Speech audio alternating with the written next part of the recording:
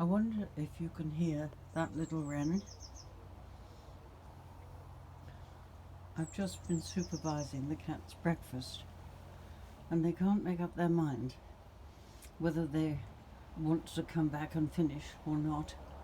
So I thought I would photograph their dwelling place, which is really not bad for cats who are supposed to be feral. One little quilted place, another little quilted place, and a fair number of cushions. That's my breakfast bowl sitting there.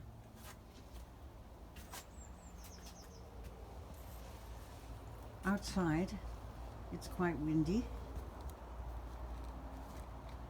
Lenny doesn't quite know what to do. When it's windy like this, they get quite frisky. And Benny, I think, has gone up to the top of the stairs. I can't see him. They have this funny habit. Halfway through, they have to go off. Don't know where. And then each of them will go off to follow the other one to see why he's gone, what he's getting, that they're not getting. They really are a fascinating pair.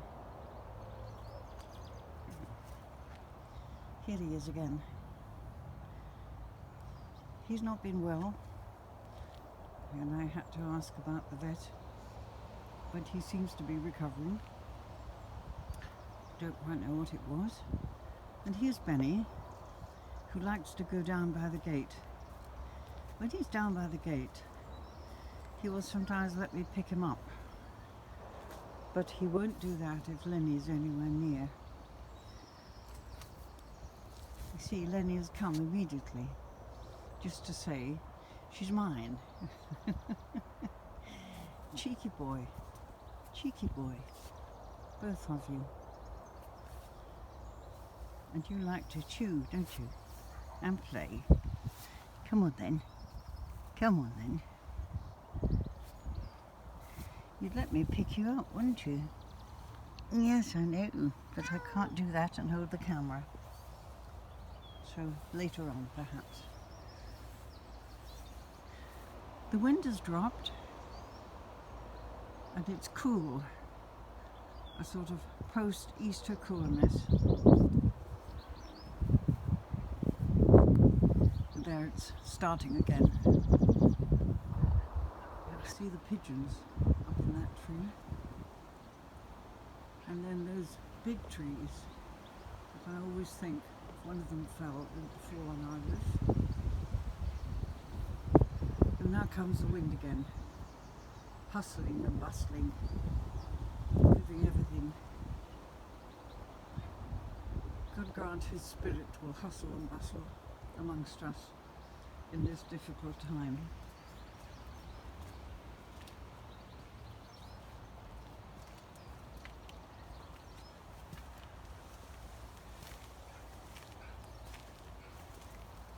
There we go. The wind makes them frisky.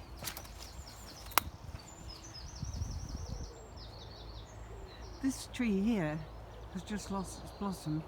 It's a self-sown cherry tree just in the paddock, actually outside this garden, but it's overtaking the Leylandii bushes that my father planted so many years ago. This is a shield, this corner here, and behind it I have this lovely lilac tree and this shed underneath which the fox has cubs every year. I never see them, and behind this hedge is a dumping ground, but under this shed I don't know if it shows signs of being used. Yes, it does. That's the entrance down there. And there are cubs there every year. I never see them. They go out and they play in the garden next door. If I had the gift of fox language, I'd put a notice up saying, "Seeing your tenants on my property, would you kindly show yourselves?" But they don't. They did though, the eve of Sister Muriel's funeral. The only time I've ever seen them. We came back and we sat in the dark, and I looked out the window and there were 4 cubs all playing within less than 7 feet of the window. They never came again, and I always think that perhaps Mother came back and said, "You do not go out to play in that garden," because I've never seen them since. Just that once. But it was a nice thought as we were thinking of Muriel. This is the first seat I made in the garden for people to come and sit on if they wanted. And actually,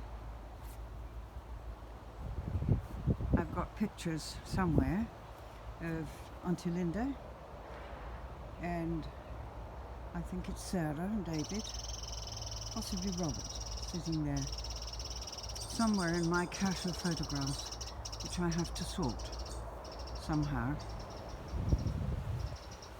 Now you see these two. They're staying within reach, just claiming. I don't really know what their relationship is. I've said that before. Can you hear that bird? You can see the cats. I can't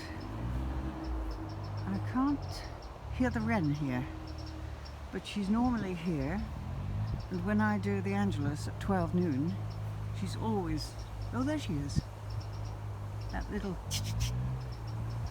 that noise you can hear are the builders returning to work across the road at number 2 Linford Lane.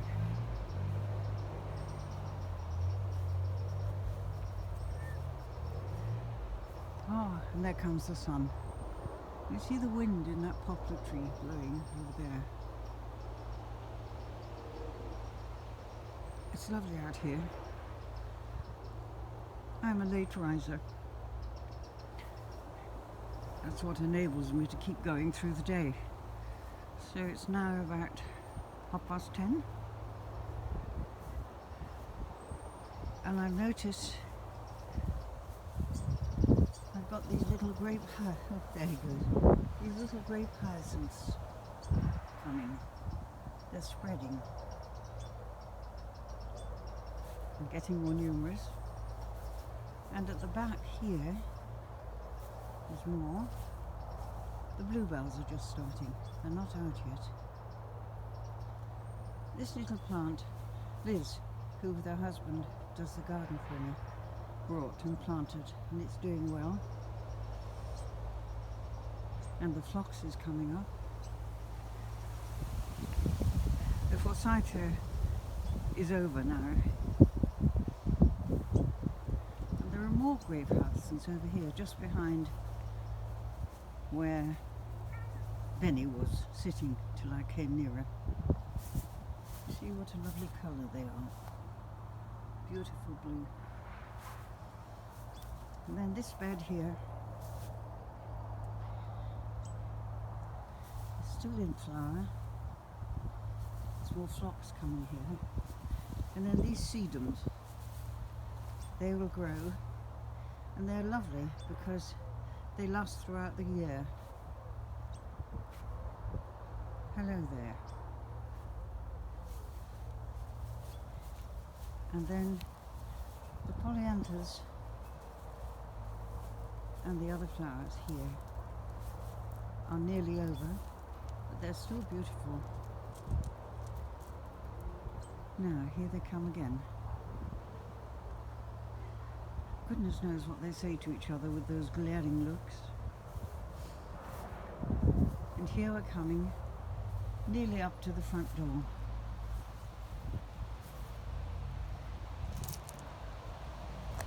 And here are the 3 crosses. that I keep in the garden every year. And Liz, when she was last here, planted it up for me because she knows I like to put flowers there every year. Lenny is just sitting by the front door. And these are the other flowers that Liz and David bought. And they're looking absolutely beautiful. They're like wallflowers, but they're not quite. And they're surrounded by the pansies. And then she made up for me these wall hangers, which are flowering and look lovely. Alright, you're coming again. You want something? Alright. Alright. This is Lenny. This is Lenny. Saying to Benny, this is my seat.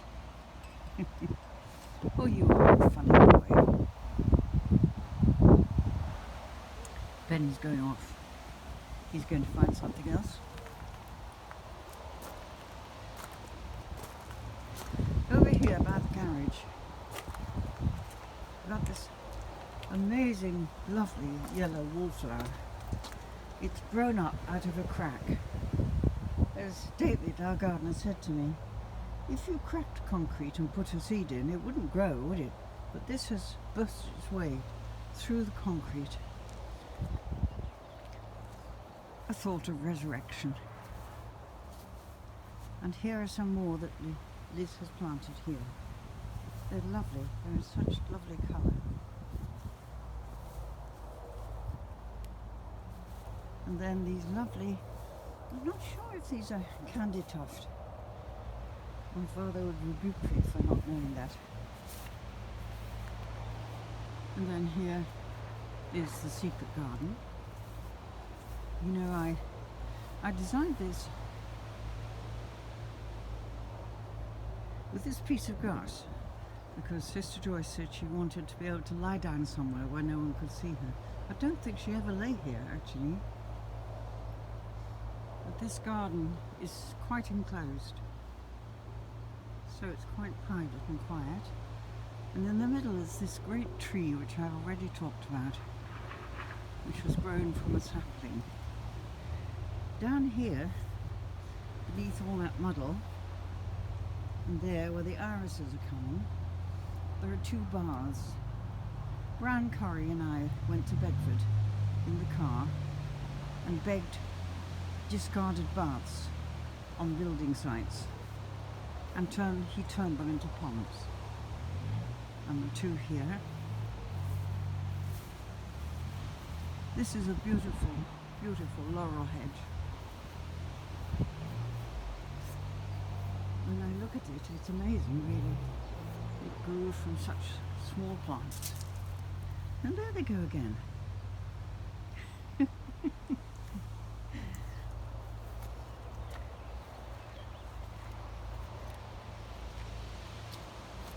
Around here,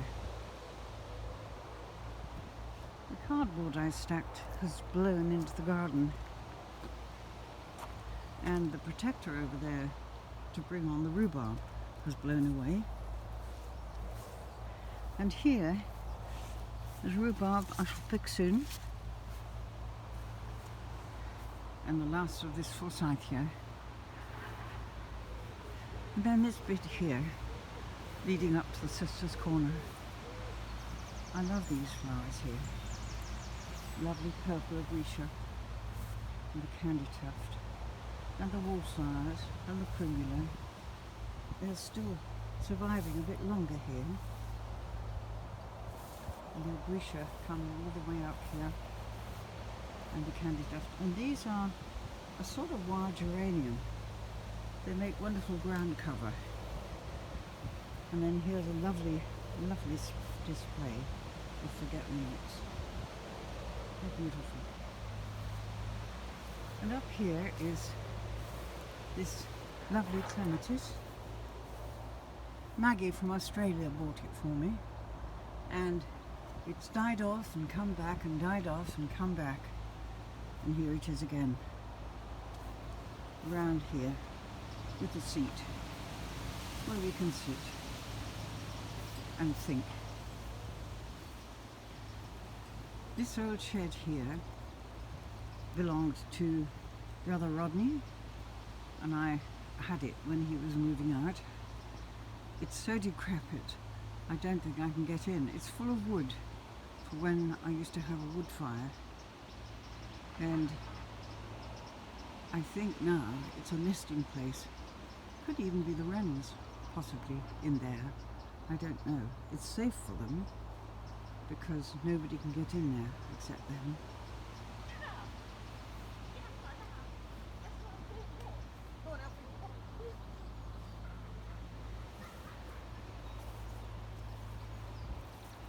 Going back down here, this is a tree. I brought this back as a leaf from the Loire Valley in France and managed to get it to grow. Look how tall it is. Very happy tree.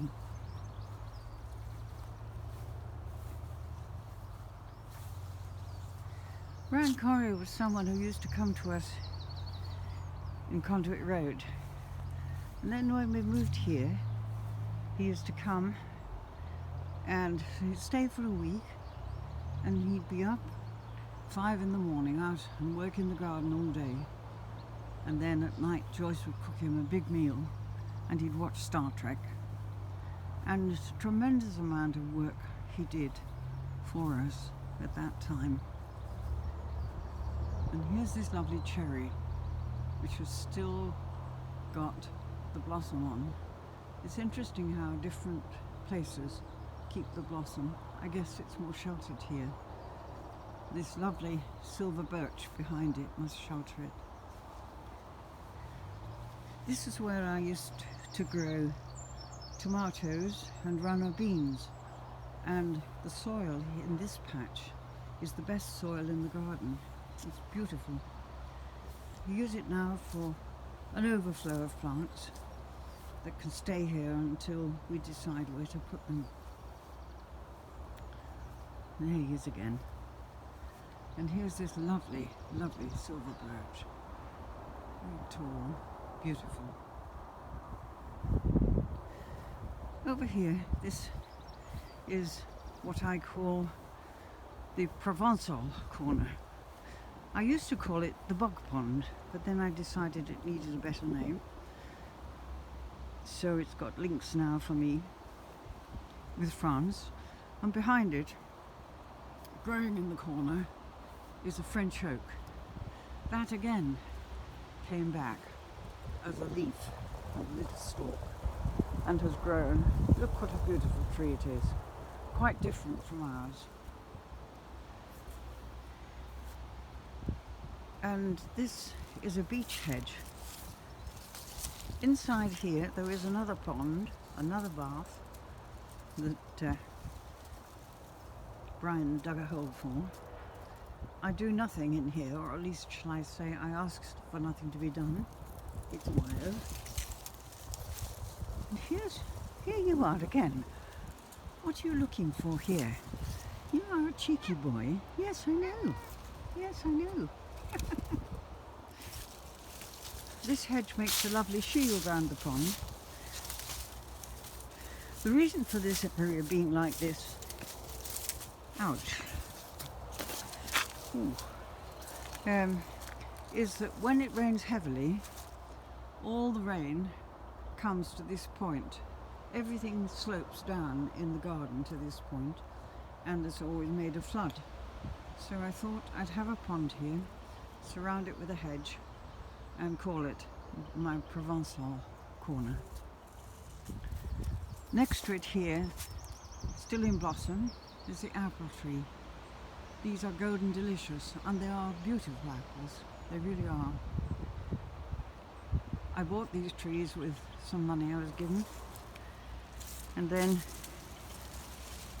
in this corner, can you see these flat slabs? All around the garden you will see slabs like this, and they make the path up here where Lenny's sitting. And Dr. Yerbury's wife came and helped me and we collected them. They were free to collect from outside the church where the whole drainage system was being changed. And I've got a number of these. They make a pathway across the grass at the front. And just up there I have a shed, and there is an extension which I call the stable because it has an opening which looks as though it should have a horse looking out. Brian built that on for us in those early days. I suppose 20 odd years ago now. And here's the outside of the greenhouse with all these beautiful, beautiful wallflowers. They smell lovely. This was my potato patch. I grew potatoes here for quite a while and had a good crop. And so the soil here is very good. It's now filled with bushes. And so we're back to the beginning where I started out. These cats, you know, they like company.